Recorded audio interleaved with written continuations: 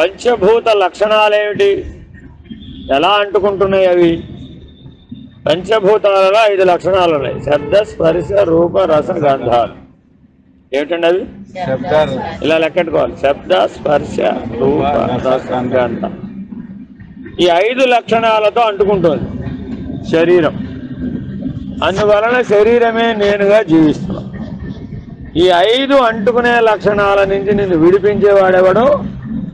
వాడు భైరవుడు. మీరు అక్కడికి వెళితే మంత్రాలు ఏమైనా వినపడ్డాయా? అంతా తంతే, తంత్రం. దాన్ని ఏమంటారండి? తెలుగులో చెప్తే తంతు. అర్థమైందండి? చేయడమే ఉంటుందండి, చేతయే ప్రధానంగా ఉంటుంది. ఇంకా అక్కడ ఇంకోటి గమనించారు మీరు, శబ్దం, బలీయమైన శబ్దం. ఎంత బలీయమైన శబ్దం అంటే ఆ శబ్దంలో నువ్వు లయమైపోవచ్చు. ఆ శబ్దంలో నువ్వు లయమైపోవచ్చు. భైరవోపాసన అంటే ఏమిటంటే స్థూలంగా ఊరికే మీకు అర్థమయ్యేది చెప్పాలంటే, శబ్ద స్పర్శ రూపరసగంధాలు అంటుకుంటున్నాయి కదా, అంటుకునే వాటిని నిన్ను లయం చేసుకునేటంతగా పెంచుతాడు. శబ్దాన్ని ఎంత పెంచాలయ్యా? నీ ఉనికిని నువ్వు కోల్పోయేటంత. స్పర్శను ఎంత పెంచాలయ్యా? నీ ఉనికిని నువ్వు కోల్పోయేటంత. అదేనండి. రూపాన్ని ఎంత పెంచాలయ్యా? మళ్ళా జీవితంలో చూడాలనుకోకూడదు.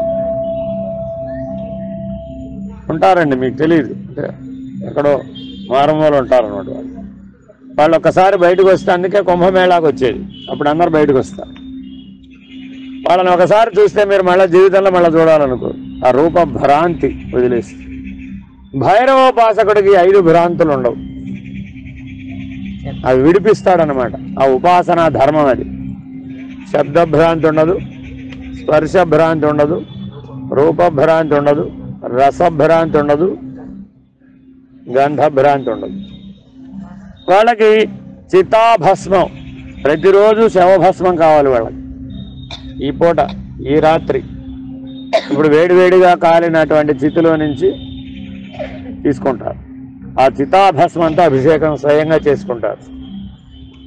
ఎవరో చేయక్కర్లేదు, వాళ్ళే చేసుకుంటారు. మనకుందా ఆ ధైర్యం? శ్మశానం పేరు తెలిస్తేనే భయం మనకి వాళ్ళకి ఎంత తేడా ఉంటుందో జీవన విధానం. అదేనండి. అంటే ఇప్పుడు మరి అవన్నీ మనం చేస్తేనే తరిస్తామా? వచ్చి చిక్కి ఇక్కడ కూడా. అదేనండి.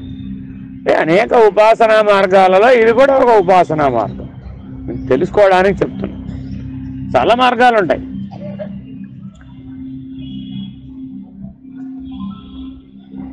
వకారంతో అనేక రకాలైనటువంటి సూచనలు ఉంటాయి. ఈ భైరవోపాసన వామాచారంలోది. ఎందులోదండి ఇది? వామాచారం. అలాగే వకారంతో ఇంకా 4 మాటలు ఉన్నాయి. ఎవరైనా చెప్తారా? మీరు ఒక భైరవుని చూశారు, వటుక భైరవ. నాకు చూశారు కదా అట్లా. 2 భైరవులు ఒక దగ్గరే ఉన్నారు. ఒక ఆయన ఎవరు? మధ్యలో ఆంజనేయ స్వామి ఉన్నాడు. ఒక పక్క ఆయన ఎవరు? వటుక భైరవుడు. ఇంకో భైరవుడు ఎవరు? సంహార భైరవుడు. అదేనండి. వామాచారంతో ఉంటుంది. వటుక లేదా బటుక అంటారు. వటుక భైరవుడు ఎంత శక్తివంతుడయ్యా అంటే చిటికలో తొలగిస్తాడని బంధాన్ని. వటుక భైరవుడు బంధాన్ని తొలగించినాక సంహార భైరవుడు సంహరిస్తాడు. అంటే వాళ్ళు మృత్యుకాలంలో ప్రత్యక్షం అవుతారు. అందుకే వాళ్ళిద్దరూ దగ్గర జాగ్రత్తగా పెట్టారు. అక్కడ మధ్యలో ఎవరిని పెట్టారు? చిరంజీవి అయిన హనుమంతుడిని పెట్టారు. చూడండి, ఇప్పుడు గుర్తుపెట్టుకోవాలి. ఏదైనా ఒక క్షేత్రంలో ఒక దేవాలయం కట్టారంటే మీకు ఒక సూచన చేస్తున్నారు. ఒక చిటికలో మరణ వేదన నుంచి తప్పించేవాడు ఎవడు? వటుక భైరవుడు. తప్పించగానే సంహార భైరవుడు సంహరించేస్తాడు, ప్రాణం వదిలేస్తాడు.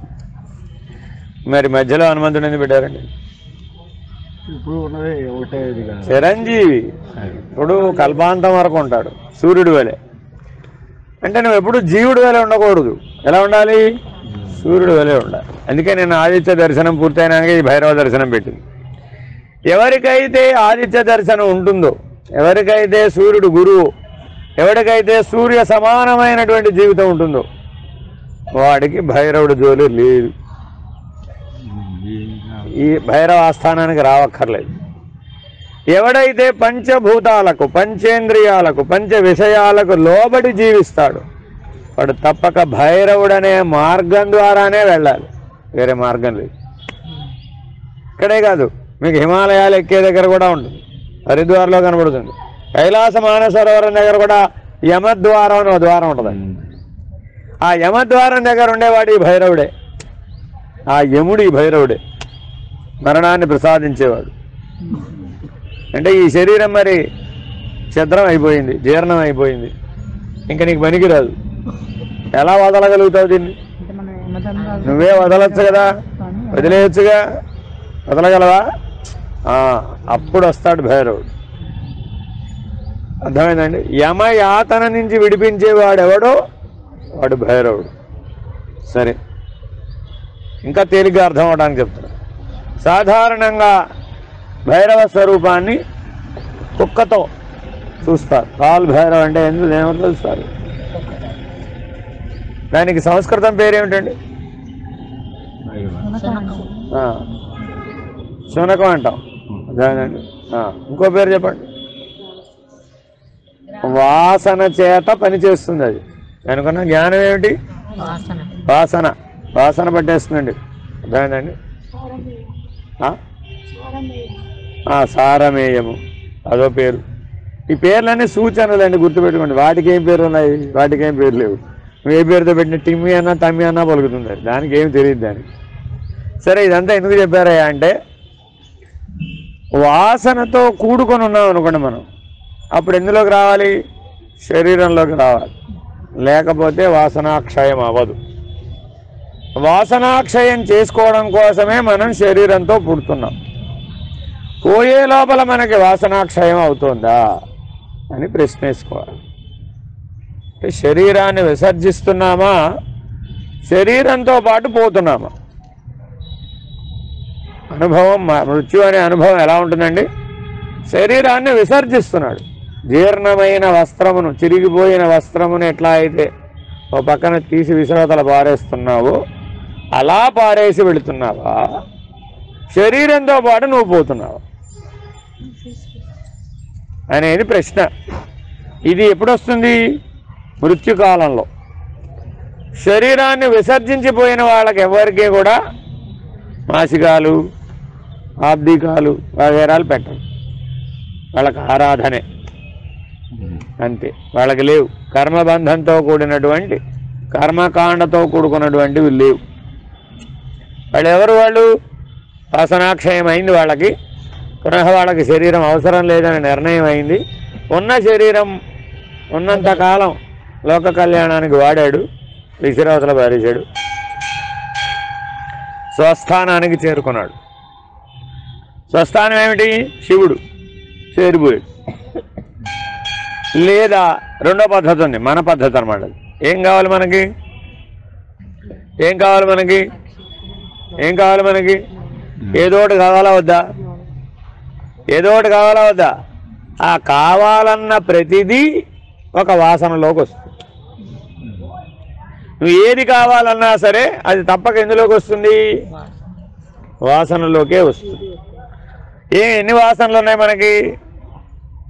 దేహవాసన, శాస్త్రవాసన, లోకవాసన. అర్థమైందండి? మీకు ఏది కావాలన్నా ఈ మూడిట్లోకి వచ్చేస్తుంది. అర్థమైందా? ఏది కావాలన్నా ఎందులోకి వస్తుంది? అయితే దేహవాసన, లేకపోతే శాస్త్రవాసన, లేకపోతే లోకవాసన. వాసనాక్షయమైనటువంటి వాడికి భైరవ దర్శనం అవసరం లేదు, శివ దర్శనమే సరాసరి. రెండుంటాయన్నమాట. భైరవుడు శివగణాలలో భాగం. ఆ శివద్వారం దగ్గర ఉంటాడు అనమాట. శివలోక ద్వారం దగ్గర ఉంటాడు. నందీశ్వరుడు, భృంగీశ్వరుడు, చండీశ్వరుడు, శరభేశ్వరుడు, భైరవుడు, వీళ్ళందరూ శివగణాలు అనమాట. వీళ్ళు శివద్వార పరిరక్షకులు అక్కడ ఉంటారు. లోపలికి వెళ్ళేవాడు నిర్వాసన మౌన దీక్ష పొందినవాడా కాదా? లోపలికి వెళ్ళాలంటే ఏం కైలాస ప్రవేశం చేయాలంటే ఏముండాలండి? నిర్వాసన మౌన దీక్ష ఉండాలి. వాడికి ప్రవేశం. ఆ ద్వారం దాటగానే దాటిన ప్రతివాడు శివుడే. ఈ ద్వారం దాటిన ప్రతివాడు శివుడే. మరో పద్ధతి ఉంది. నిర్వాసన మౌనం చేత శరీరంలో ఉండగానే శివుడయ్యాడు. రెండో పద్ధతి ఏంటి? ఆ నిర్వాసన మౌన దీక్ష వాళ్ళ యొక్క ప్రభావం చేత జీవన్ముక్తుడయ్యాడు. జీవ బ్రహ్మైక్యం జరిగింది, బ్రహ్మజ్ఞానం లభించింది, తాను పరబ్రహ్మమనే స్థితికి చేరుకున్నాడు. నిన్ను పరబ్రహ్మమని నిరూపించేటటువంటి దీక్ష నిర్వాసన మౌన దీక్ష. అదే ఆఖరి దీక్ష, 8వ దీక్ష అంటారు దీన్ని. ఇవి మౌనంలోనే ఇస్తారు, పేరులోనే మౌనం ఉంది, ఇచ్చేది కూడా మౌనంతోనే ఇస్తారు. ఆ నిర్వాసన మౌన దీక్ష ప్రభావం చేత జన్మరహిత స్థితిని శరీరంలో ఉండగానే పొందుతాడు. దాన్ని అశరీర స్థితి అంటారు. ఈ అశరీరి అయిన వాడు శివస్వరూపంతో ఆ ద్వారం దగ్గరికి వెళతాడు. అప్పుడు చండీశ్వర, భృంగీశ్వర, ఇంకేం చెప్పానండి, నందీశ్వర, శరభేశ్వర, భైరవ, ఈ శివగణాలు ఈ వచ్చినటువంటి వ్యక్తికి సాష్టాంగం చేస్తాయి. శివగణాలన్నీ వీళ్ళకి ఏం చేస్తాయండి? పరమేశ్వరుడు వచ్చాడు అని సాష్టాంగం చేసి వాళ్ళు స్వయంగా శివుడి దగ్గరికి పట్టుకెళ్తారు. అయ్యా మీరే మా దగ్గరికి వచ్చారు మరో రూపంలో, ఇదిగో చూస్తే బింబ ప్రతిబింబాలాగా ఉంటాయి అన్నమాట. ఈ వచ్చినవాడు పరమేశ్వరుడే, అక్కడ ఉన్నది కూడా పరమేశ్వరుడు. అంతే, లయం అయిపోతాడు. ఇక ఏమన్నాడు, వీడు అదృశ్యం అయిపోతాడు. అలాగా మానవ జీవితం ఇన్ని స్థాయిల్లో జీవించవచ్చు. ఇదంతా ఉపాసనా బలమే, ఇదంతా విచారణా బలమే, ఇదంతా జ్ఞాన బలమే. కానీ ఇప్పుడు మనమే స్థితిలో జీవిస్తున్నాం. ఇంకా ఇంకా ఇంకా కావాలన్నావా లేదా? అంటే ఎక్కడికి వచ్చేసావు? కాలు భైరవ్. కుక్క కూడా కావాలనే అంటుందయ్యా బాబు. మనిషివై కావాలంటావే. కుక్క కంటే ఎన్ని లక్షల రెట్లు ఉన్నతమైన జీవితాన్ని ఇచ్చాడు పరమేశ్వరుడు. ఆ కుక్క కూడా పొద్దున్న లేచిన కానీ రాత్రి నిద్రపోవడానికి వెచ్చటి గుడ్డో లేకపోతే దాలి గుంటో కావాలా వద్దా? మనం కూడా ఏమడుగుతున్నాం, అబ్బో చలిగాందండి బాబోయ్ దుప్పటి కావాలి. భైరవోపాసకులు అర్ధరాత్రి, నిశిరాత్రి గడ్డగట్టే చలిలో, రక్తం గడ్డగట్టే చలిలో ఉపాసన చేస్తారు. అక్కడ కూర్చుంటే మనలో రక్తం ప్రవహించదండి, గడ్డగట్టేస్తుంది. అటువంటి చలి ప్రదేశాన్ని ఎంపిక చేసుకుంటాడు. అర్ధరాత్రి, నిషీధిరాత్రి, మంచు వర్షం పడిపోతుంటుంది, అందులో కూర్చుని ఉంటాడు. వాడికి మృత్యు భయం ఉందా? ఇప్పుడు వాడికి లెక్కే లేదు. అర్థమైందండి? సరే, మీ అందరి లోపల భైరవుడు ఉన్నాడా లేదా? మనందరి లోపల భైరవుడు ఉన్నాడా లేదా? ఎలా చెప్పగలరు? ఎలా చెప్పగలరు? ఇక్కడే చెప్తున్నా పాట, అందుకని అది ఇక్కడే చెప్పాలి కదా. ఎలా చెప్పగలరు? మనందరిలో భైరవుడు ఉన్నాడు, మీకు తెలిసినది లేకపోయా. కపాలం ఉన్న ప్రతి చోట భైరవుడు ఉన్నాడు. ఎన్ని జీవులలో కపాలం ఉన్నాయి చూసుకోండి. ఏ జీవికైనా శిరస్సు ఉందా లేదా? ఆ శిరస్సులో ఏముంటుంది? కపాలం. సూక్ష్మంగానో స్థూలంగానో మన తలకాయ గుబడకాయ ఇంత ఉండొచ్చు, కొన్నిటికి ఇంతే ఉండొచ్చు, కానీ కపాలం ఉంటుందా లేదా? కపాలం ఉన్న ప్రతి చోట భైరవుడు ఉన్నాడు. శ్మశానంలో కపాల మోక్షాన్ని ప్రసాదిస్తాడు చితి మీద కపాల్ భైరవుడు, శ్మశాన వాసి. అందుకని ఎక్కడ పడితే అక్కడ కూర్చోవద్దంటారు. ప్రతి దాంట్లో నియమం ఉంటుంది, అర్థమేనండి? కాబట్టి భైరవానుగ్రహం చేతనే కపాల మోక్షం, లేకపోతే అవదు. యోగి అయిన వాడు కపాల మోక్షం చేసేటటువంటి విధానం ఒక పద్ధతి ఉంది. అంటే మనం సాధారణంగా యోగులు ఎలా కూర్చుంటే చూస్తాం, ఇలా చూస్తాం. మనలాగా ఇలా ఉండడు. మనం అందరం ఇప్పుడు ఎలా ఉన్నాం? ఇంకా వీలైతే ఇలా ఉండరా, నడుములు నిలవండి, కాళ్ళు ముడవరా, ముడుచుకోవండి, కళ్ళు తెరవరా, మూస్తేనే బాగుందండి. రివర్స్ మనం గుర్తుపెట్టుకోండి. యోగి అయిన వాడు, మీరందరూ సాంఖ్య విచారణ బాగా తెలిసిన వాళ్ళగా మళ్ళీ చెప్పాలా, అక్కర్లేదు. సాంఖ్య విచారణలో చెప్తాం, లయం చెప్తాం లేదా, ఎలా విరమిస్తాయి? పంచభూతాలలో ఇలా అడ్డవరుస ఉంటుందా ఉండదా? భూమిలో భూమి, నీళ్లలో నీళ్లు, జలంలో జలం, అగ్నిలో అగ్ని, వాయువులో వాయువు, ఆకాశంలో ఆకాశం, ఇలా మూల మీద ఉంటాయండి. ఈ భూమి యొక్క పృథ్వీ పంచకం అంతా ఇందులోకి వెళ్ళిపోతుంది. ఆఖరి ఈ భూమిలో భూమి అన్న స్థానంలోకి వెళ్ళిపోతుంది. ఆ తర్వాత జల పంచకం జలంలోకి వెళ్ళిపోతుంది. అగ్ని పంచకం అగ్నిలోకి చేరిపోతుంది. వాయు పంచకం వాయువుకి చేరిపోతుంది. ఆకాశ పంచకం ఆకాశంలోకి చేరిపోతుంది. ఇప్పుడు వెనక్కి విరమణ ప్రారంభం అవుతుంది.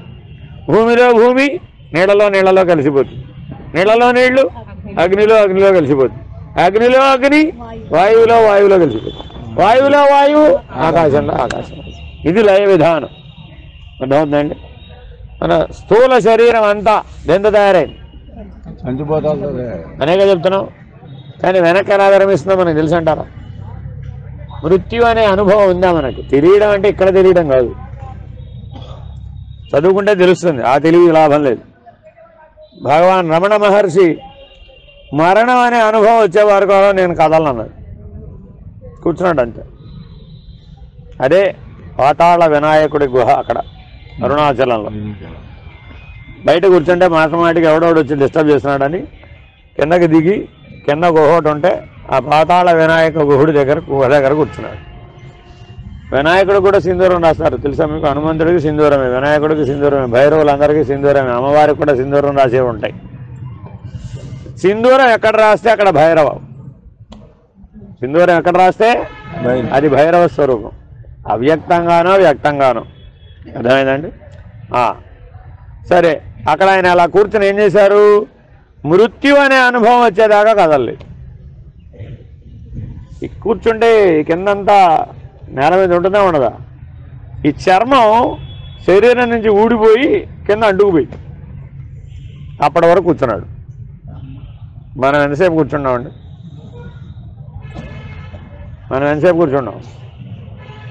ఎవరికి వాళ్ళు ఆలోచించుకోవాలి. అప్పుడు ఆయన తెలుసుకున్నాడు, నేను పరశివ స్వరూపాన్ని, శరీరాన్ని కాదు. మనం కూడా మాటకి ఎన్నిసార్లు చెప్తున్నాం? శరీరం నువ్వు కాదు, శరీరం నువ్వు కాదు, శరీరం నువ్వు కాదు, శరీరం నువ్వు కాదు. చెప్తున్నావా చెప్పడం లేదా? జీవితం ఎట్లా జీవిస్తుంది?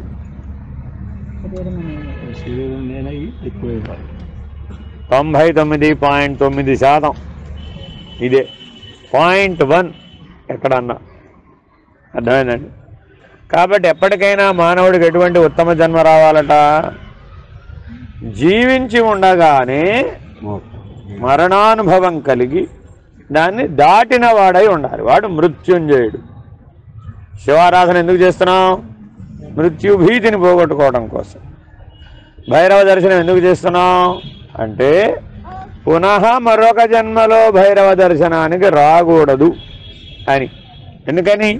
వాసనామయమైన దేహం లభిస్తే తప్పక భైరవ దర్శనం చేయవలసిందే. వాసనారాహిత్యానికి ప్రతీక భైరవుడు, వాసనాక్షయానికి ప్రతీక భైరవుడు. అందుకని యోగులు ఈ పంచప్రాణాలని పైకి తీసుకొస్తారు. ఇట్లా కింద, అన్నిటికంటే కిందే ఉంటుందండి అపానం.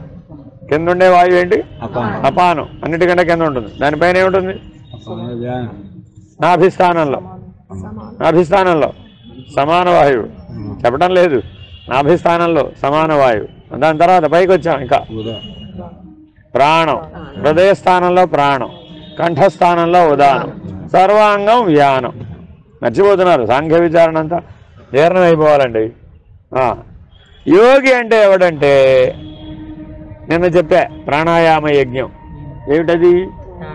ఇక్కడున్న ప్రాణాన్ని నాభి కంటే దిగువ ఉన్నటువంటి అపానంలోను, నాభి కంటే దిగువ ఉన్న అపానాన్ని హృదయ స్థానంలో ఉన్న ప్రాణంలోను యజ్ఞం చేసేవాడు, హోమం చేసేవాడు.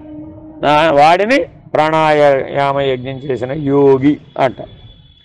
అదే ప్రాణాయామ యజ్ఞం ఇంకో పద్ధతి ఉంది. కుంభక యోగం సిద్ధిస్తే ప్రాణాన్ని ప్రాణంలోనే, అపానాన్ని అపానంలోనే యజ్ఞం చేస్తాడు, హోమం చేస్తాడు. అవి అక్కడికక్కడే లయమైపోతాయి.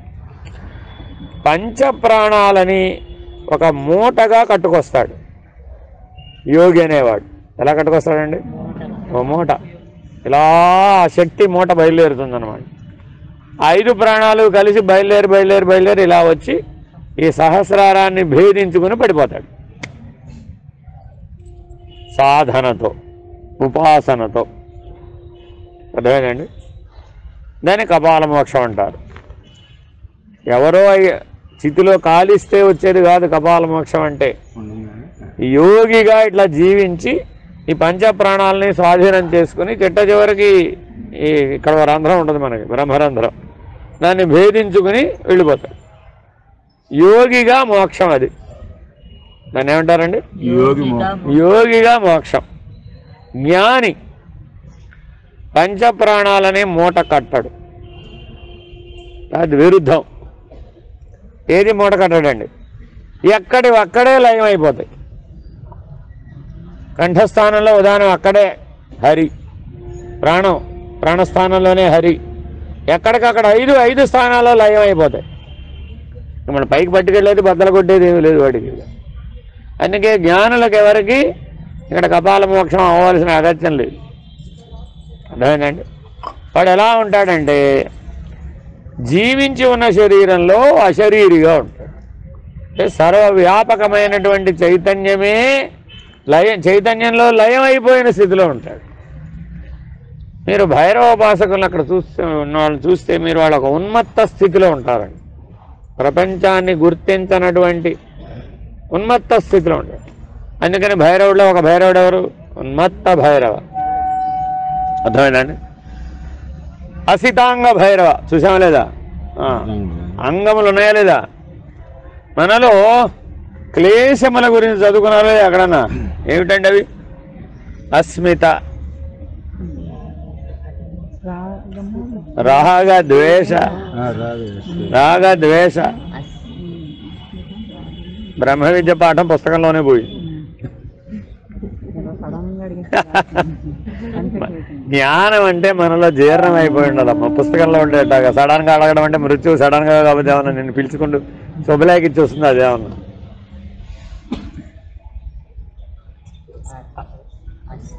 చెప్తారా ఎవరన్నా? 3 చెప్పేసి ఆల్రెడీ 2 చెప్పాలి. రాగద్వేషాలు అందరూ చెప్తారు. అస్మిత క్లేశము, అస్థిత క్లేశము, అస్మిత అస్థిత, అస్మిత అస్థిత. 5వది అమ్మయ్యా ఎతికాడు గూగుల్లో. అభినివేశ, అస్మిత అస్థిత అభినివేశ, రాగ ద్వేష. ఈ 5 పంచక్లేశాలు అంటారు. ఈ పంచక్లేశములను దూరం చేసేవాడు ఎవడో వాడు భైరవుడు. భైరవోపాసన చేసేవాడికి 5 ఉండవు. రాగద్వేషాలు అసలు కనపడవు. అస్థిత అస్మిత అభినివేశ. అస్థిత, ఈ శరీరమే నేను, ఈ శరీరంలోనే నేనున్నాను. అస్థిత, అస్థిగతం అంటే ఎముకలను పట్టుకుని. అందుకే వాళ్ళు ఎముకల మాల ధరిస్తారండి. ఎముకలు చేత్తో పట్టుకుంటారు.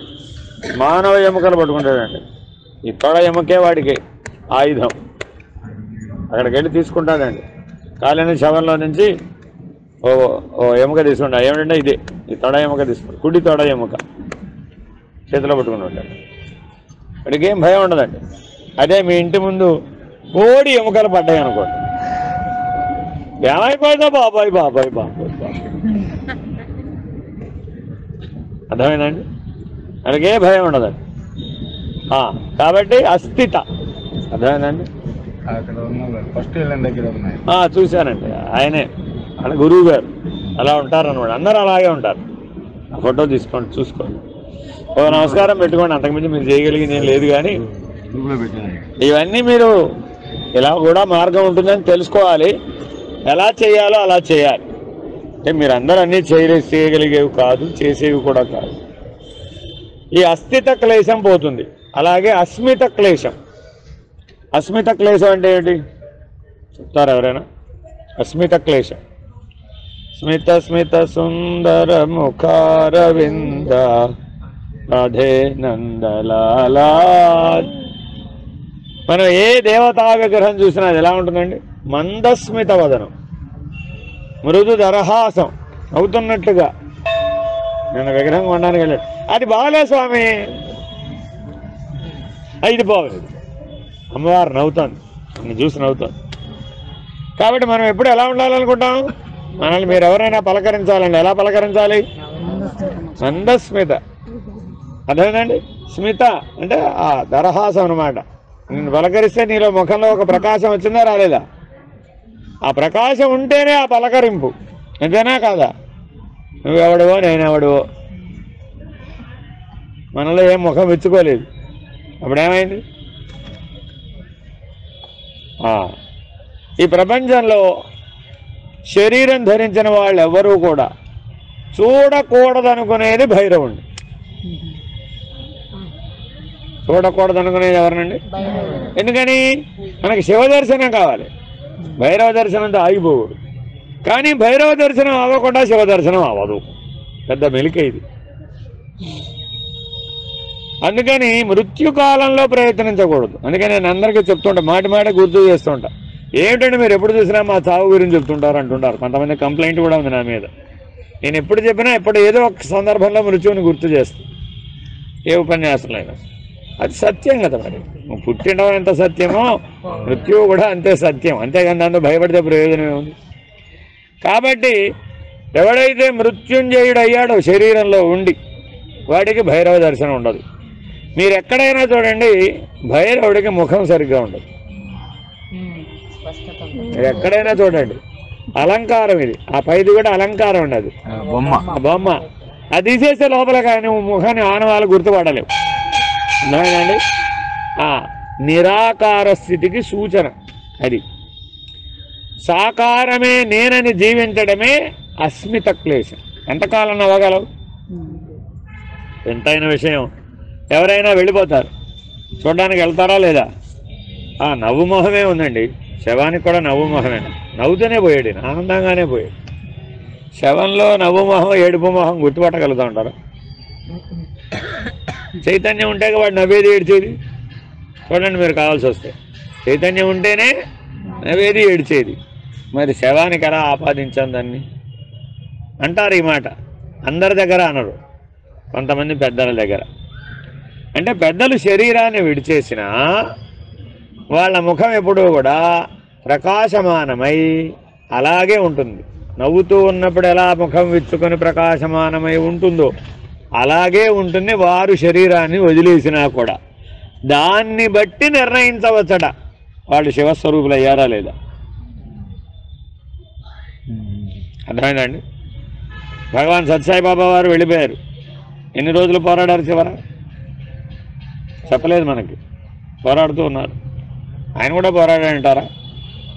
అలాగని వారికేముంది? మీరు వారి పార్థివ దేహాన్ని దర్శించడానికి వెళ్ళిన వాళ్ళు ఉన్నారు. వారి ముఖమేమో విప్పుకొని ప్రశాంతంగా ఉంది. అర్థమైందండి? మామూలుగా ఎలా ఉన్నారో, దర్శనానికి వచ్చినప్పుడు ఎలా ఉన్నారో అలాగే ఉన్నారు. ఏం తేడా లేదు. వెళ్ళిన వాళ్ళందరూ మాత్రం బోర్ని ఎడుస్తూ వస్తున్నారు.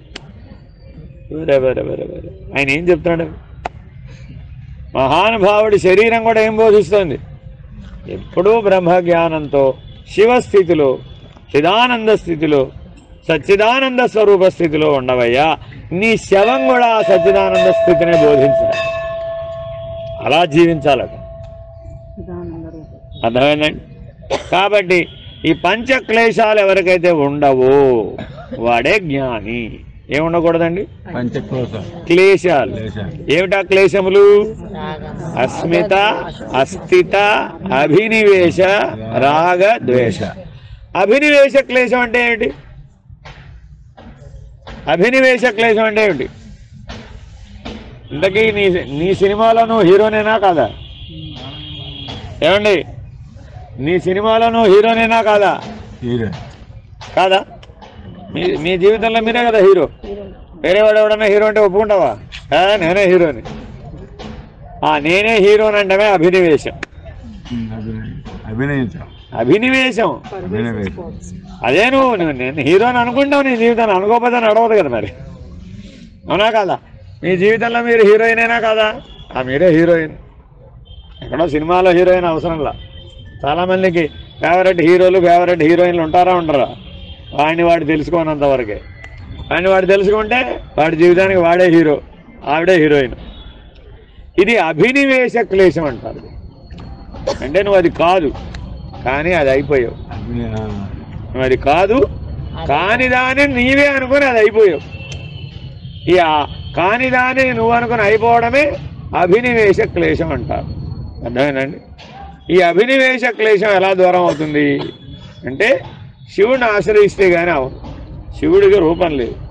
ఆయన శివలింగం నవ్వుతుందా ఏడుస్తుందా? అదే నవదా? శివలింగం నవదా? అయ్యో, పోనీ శివలింగం ఏడుస్తుందా? పోనీ దానికి ఏమైనా కపాలం ఉందా? లేదా? అయ్యో. అందుకని మొదట 5 లక్షణాలు చెప్పా. ఏమిటది?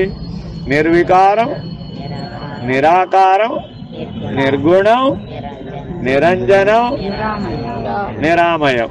ఈ 5 లక్షణాలతో జీవించాలి. నవదుర్గలు ఇవాళ ఎందుకు పెట్టారంటే భైరవీ స్వరూపం అమ్మవారు. అమ్మవారు ఎవరండి? భైరవీ స్వరూపం. అయ్యవారు ఎవరు? భైరవ స్వరూపం. మహాభైరవుడు, మహాభైరవి. శివపార్వతుల యొక్క తంత్ర రూపం ఏమిటంటే మహాభైరవుడు, మహాభైరవి. మొదట ఒక అమ్మవారి దర్శనానికి వెళ్ళాం. ఎవరండి? సిద్ధిదాత్రి. ఆవిడ యొక్క తంత్ర రూపం మహాభైరవి. కమలాత్మిక యొక్క తంత్ర రూపం మహాభైరవి. అయ్యవారు మహాభైరవుడు. హరి ఓం.